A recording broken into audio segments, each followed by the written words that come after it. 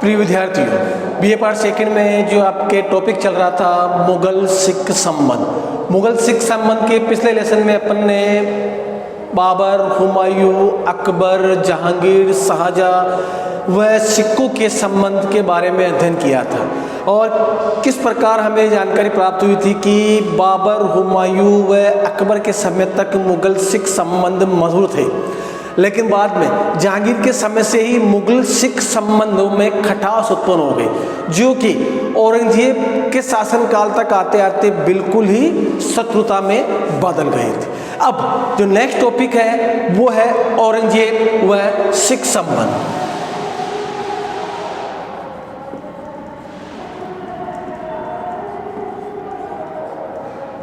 औरंगजेब व सिख।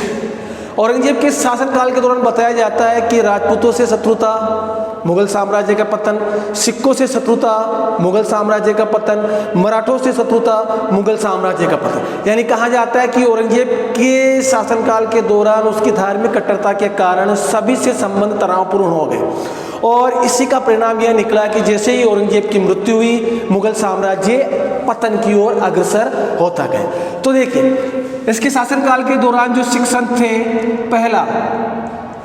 पहले थे गुरु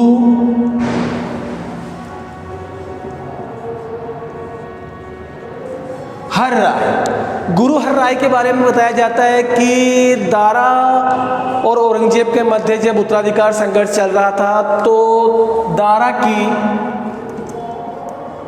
सहायता की थी गुरु हर राय, इसे धन भी दिया था। बाद में औरंगजेब जब सम्राट बना तो इसे दंड देने का फैसला भी किया, कुछ तरकीब निकाली कि दंड दिया जाए, लेकिन कहा जाता है कि औरंगजेब को कार्रवाई का मौका नहीं मिला कि किस प्रकार इनको दंडित करें, ऐसा कोई अवसर औरंगजेब को प्राप्त नहीं हुआ। इसके पश्चात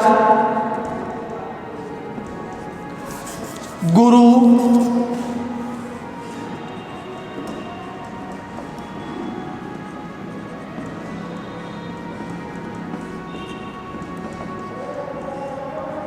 हरकिशन। इसके पश्चात सिख संत जो थे समकालीन, वो थे गुरु हरकिशन। इसके समय भी मुगलों में यानी औरंगजेब में इनके संबंध तनावपूर्ण रहे, लेकिन कहा जाता है कि इनकी चेचक से मृत्यु हो गई तो ज़्यादा अवसर नहीं मिला संघर्ष करने के लिए। इसके पश्चात कहा जाता है गुरु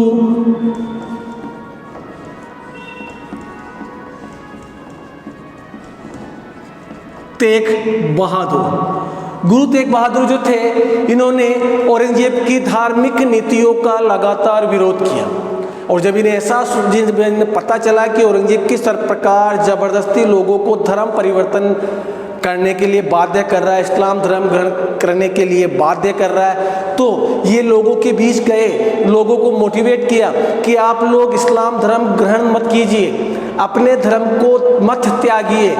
अगर आपको इस फिर भी दबाया जाता है, आप पर दबाव डाला जाता है, तो आप औरंगजेब से कहिए जाकर कि अगर आपको धर्म परिवर्तन करवाना है तो पहले गुरु तेग बहादुर का करवाइए, और अगर वो धर्म परिवर्तन कर लेते हैं तो उसके पश्चात हम खुद भी धर्म परिवर्तन करने के लिए तैयार, इस्लाम ग्रहण करने के लिए तैयार है। अब औरंगजेब ने क्या किया, औरंगजेब ने इसे तुरंत कैद कर लिया। अब गुरु तेग बहादुर का नाम चल रहा है, उठा के लिया, मुगलों की कैद में ले गए और औरंगजेब ने इसे दंडित करते हुए कहा कि आप इस्लाम धर्म ग्रहण कीजिए, लेकिन यह इन्होंने क्या किया, इस्लाम ग्रहण नहीं किया। और तो क्या कि तो औरंगजेब ने क्या किया, औरंगजेब ने क्रोधित होते हुए इन पर जुर्माना लगाया, जुर्माना भी नहीं दिया, तो फिर इन्हें कठोर यातना दी और दिल्ली के लाल किले के सामने जस्ट चांदनी चौक है, वहाँ पर इनका सिर धड़ से अलग कर दिया। और आज भी वहाँ पर शीशगंज गुरुद्वारा बना हुआ है जो कि इन्हीं की याद में है। कहाँ पे है? चांदनी चौक में। जो कि दिल्ली में स्थित है, लाल किले के जस्ट सामने, जहां गुरु का वध किया था, धड़ से सर अलग किया था। इसके पश्चात कहा जाता है सिखों के 10वें व अंतिम गुरु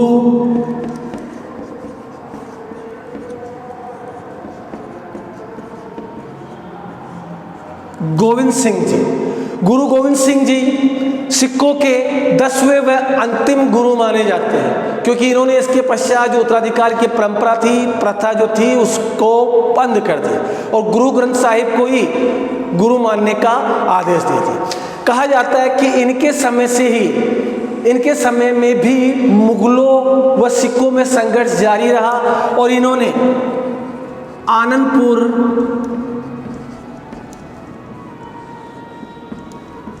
को अपना सैन्य ठिकाना बनाया और यहीं से ही मुगलों के विरुद्ध संघर्ष जारी रखा। और कहा जाता है कि जब मुगलों ने आनंदपुर पर आक्रमण किया, मुगल सेना ने, और चारों तरफ से इस स्थान को घेर लिया, तो गुरु के पास कोई विकल्प नहीं था कि किस प्रकार मुगलों का सामना कर सके। तो गुरु ने क्या कहा, मुगलों से एक शर्त रखी कि अगर आप मुझे सकुशल यहाँ से जाने दिया जाए मेरे परिवार सहित, तो मैं ये जगह आपको देने के लिए तैयार हूँ। तो पहले तो कहा जाता है कि इनकी बात मान ली गई और इन्हें सकुशल जाने के लिए कह दिया। और जैसे ही ये वहाँ से निकले, कहा जाता है कि इनके जो पुत्र थे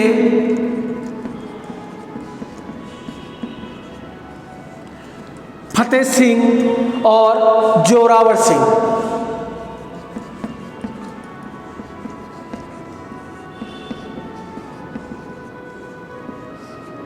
कौन थे? इनके पुत्र। जैसे ये परिवार सहित बाहर निकलने लगे तो कहा जाता है कि मुगल सेना ने आक्रमण कर दिया और एक वजीर था, मुगल सूबेदार, जिसका नाम है वजीर खां। मुगल सूबेदार था वजीर खां। इस जो कि सरहिंद का सूबेदार था, इसने क्या किया, धोखे से फतेह सिंह व जोरावर सिंह को कैद कर लिया और कहा जाता है कि इन्हें जिंदा दीवार में दफना दिया।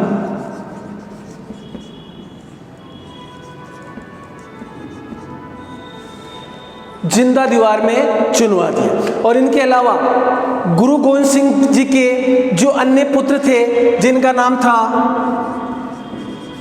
अजीत सिंह व जुझार सिंह, इनको मौत के घाट उतार दिया। रिपीट कर रहा हूं वापिस, क्या हुआ, गुरु हर राय औरंगजेब के समकालीन सिख संत थे, दारा की सहायता की, औरंगजेब दंड देना चाहता था लेकिन दे नहीं सका, मौका नहीं मिला कार्रवाई का। इसके पश्चात गुरु हरकिशन थे, इनकी चेचक से मृत्यु हो गई, लेकिन संघर्ष जारी रहा। फिर नेक्स्ट जो गुरु थे तेग बहादुर थे, जिन्होंने इस्लाम धर्म ग्रहण नहीं किया तो औरंगजेब ने सिर धड़ से अलग करवा दिया। चांदनी चौक में शीशगंज गुरुद्वारा आज भी विद्यमान है, जो इनकी याद में बना हुआ है। इसके पश्चात सिखों के 10वें व अंतिम गुरु गोविंद सिंह जी थे, जिन्होंने आनंदपुर में रहकर अपना सैन्य ठिकाना बनाया, यहाँ पर मुगलों से संघर्ष जारी रखा। बाद में मुगलों ने इस पर अधिपत्य स्थापित कर लिया। तो गुरु गोविंद सिंह ने समझौता किया, भाई मुझे परिवार सहित बाहर जाने दिया जाए। तो गुरु गोविंद सिंह जी तो सुरक्षित निकलने में कामयाब हो गए, लेकिन यहाँ का सरहिंद का जो सूबेदार था वजीर खां, इस वजीर खां ने धोखा दे दिया और इनके दो पुत्र फतेह सिंह व जोरावर सिंह को कैद कर लिया और इन्हें दीवार में चुनवा दिया। इसी संघर्ष के दौरान जो गुरु गोविंद सिंह जी के अन्य पुत्र थे अजीत सिंह व जुझार सिंह, इन दोनों को मौत के घाट उतार दिया। अब गुरु गोविंद सिंह तो बच निकलने में कामयाब हो गए, लेकिन गुरु ने अब सोच लिया कि अब मुगलों का खात्मा ही करना है। और इसके अलावा उनके जीवन का एकमात्र लक्ष्य था मुगल साम्राज्य का अंत, और वो लगातार मुगलों से संघर्ष करते रहे। इसके बाद कहा जाता है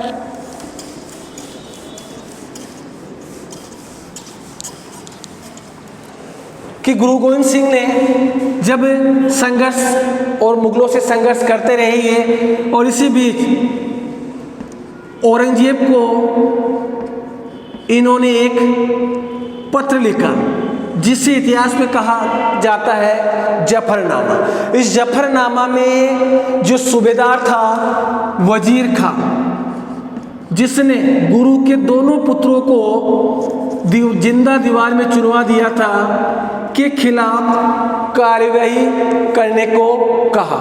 लेकिन कहा जाता है कि यह पत्र औरंगजेब के पास पहुंचा नहीं, या यूं कह सकते हैं कि औरंगजेब ने कोई कार्यवाही नहीं की। इस पत्र में क्या था? मुगल अत्याचारों का वर्णन था। इसके बाद कहा जाता है कि औरंगजेब के पास दोबारा इसने गुरु गोविंद सिंह जी ने दोबारा एक पत्र लिखा, और पत्र लिखकर पुनः वजीर खां के विरुद्ध कार्रवाई करने को कहा। और कहा जाता है कि इस बार औरंगजेब ने पत्र पढ़ा, और पत्र पढ़ने के पश्चात औरंगजेब को एहसास हुआ कि वास्तव में गुरु के साथ कुछ अन्याय हुआ है, और ज़्यादा ही अन्याय हुआ है मुगलों द्वारा। अतः उन्होंने यानी औरंगजेब ने गुरु गोविंद सिंह जी को अपने दरबार में बुलाने का संदेश दिया कि आप आइए, मेरे से मुलाकात कीजिए, आपके साथ वास्तव में बहुत ज्यादती की गई है।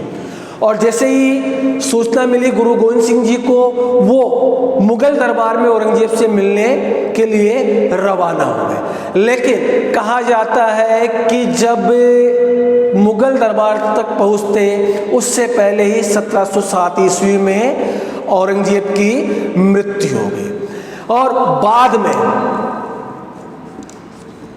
उत्तराधिकार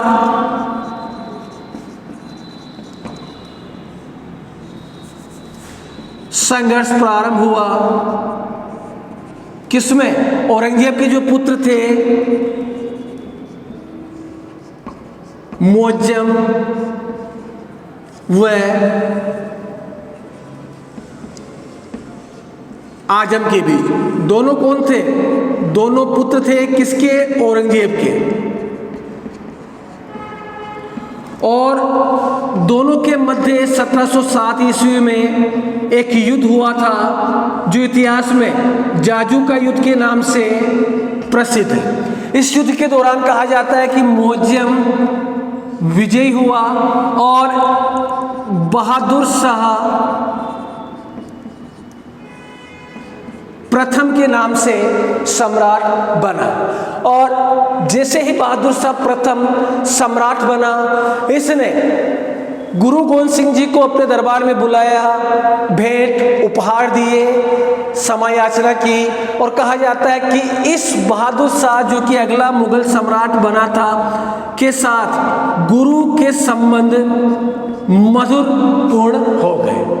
यानी जो मुगल सिख संबंध औरंगजेब तक खराब चल रहे थे, औरंगजेब की मृत्यु के पश्चात बहादुर शाह प्रथम जो सम्राट बना, उसके समय पुनः संबंध मधुर हो गए। और उस समय सिखों के अंतिम गुरु थे गुरु गोविंद सिंह। और कहा जाता है कि इसी बहादुर शाह प्रथम के साथ गुरु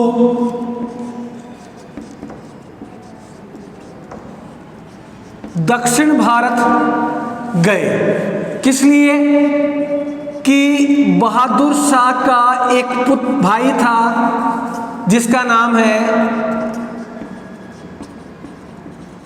कामबख्श। इसने विद्रोह कर दिया था। तो दोनों ही मुगल सम्राट बहादुर शाह प्रथम व गुरु गोविंद सिंह जी दोनों ही दक्षिण गए थे विद्रोह का दमन करने के लिए। और कहा जाता है कि वहीं पर ही दो अफगान व्यक्तियों ने गुरु के ऊपर चाकू से कई वार कर दिए, और घायल होने के कारण कुछ दिनों पश्चात गुरु की मृत्यु हो गई। तो ये था मुगल सिख संबंधों की व्याख्या। रिपीट वापस, गुरु गोविंद सिंह जी से जिंदा दीवार में चुनवा दिया दो पुत्रों को मार दिया। इसके पश्चात औरंगजेब के विरुद्ध संघर्ष रखा जारी। फिर बाद में एक पत्र लिखा जिसे कहा जाता है जफरनामा, जिसमें क्या था, वजीर खां को दंडित करना, जो कि गुरु गोविंद सिंह जी ने कहा था। इसके पश्चात औरंगजेब को एहसास हुआ, जब दोबारा पत्र लिखा गुरु ने तो मिलने के लिए बुलाया, लेकिन औरंगजेब की मृत्यु हो गई। बाद में उत्तराधिकार संघर्ष हुआ, किस किस के मध्य, औरंगजेब के जो पुत्र थे मुअज्जम व आजम के मध्य। 1707 ईस्वी में जाजू का युद्ध हुआ, जिसमें मुअज्जम विजयी हुआ व बहादुर शाह प्रथम के नाम से मुगल सम्राट बना। मुगल सम्राट बनने के पश्चात इन्होंने गुरु को अपने दरबार में बुलाया, भेंट उपहार नजराना वगैरह दिया और संबंध मधुर स्थापित किए सिखों के साथ। इन्हीं के साथ कहा जाता है कि गुरु दक्षिण भारत गए थे, किस लिए, सम्राट के भाई कामबख्श का दमन करने के लिए। और वहीं पर ही कहा जाता है कि अफगान व्यक्तियों ने चाकुओं से इनकी हत्या कर दी। तो इस प्रकार आज के इस लेसन में अपन ने मुगल सिख संबंधों के बारे में चर्चा की। नेक्स्ट जो क्लास होगी उसमें मिलते हैं नए लेसन के साथ। Thank you.